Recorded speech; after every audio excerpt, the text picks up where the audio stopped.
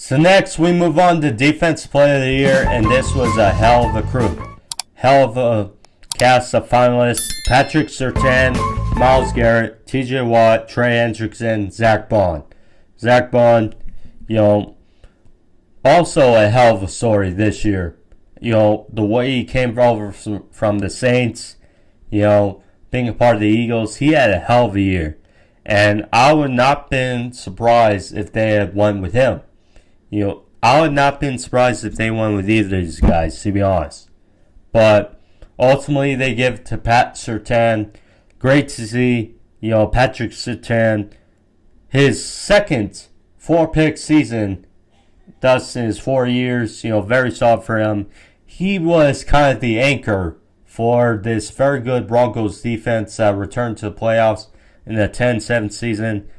Of course, there were names like Nick Benito and Jonathan Cooper and Zach Allen, among others. But yeah, Patrick Surtain was the main force that really drove this Broncos defense, and it was great to see. 45 tackles, 4 picks, 1 forced fumble, and 11 pass defenses. But so Myles Garrett had a hell of a year. Whether he stays in Cleveland or goes somewhere else, he is still improving his Hall of Fame resume.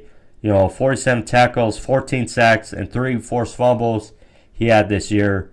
TJ Watt, it's great to see him still be healthy and still have another productive year. 61 tackles, 11.5 sacks, 6 forced fumbles he had this year. I mean, could have won with him. Trey Hendrickson, 46 tackles, 17.5 sacks. He led the league this year. Great to see. And 2 forced fumbles. And then Zach Bond. Hell of a story he's been this year. 151 tackles as a linebacker. Pro Bowl season.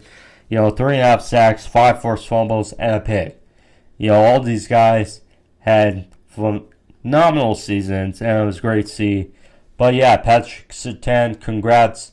Broncos country still has a hell of a corner, hell of a secondary to be feared. So we'll see how it translates going forward. But yeah, congrats to Patrick Surtain.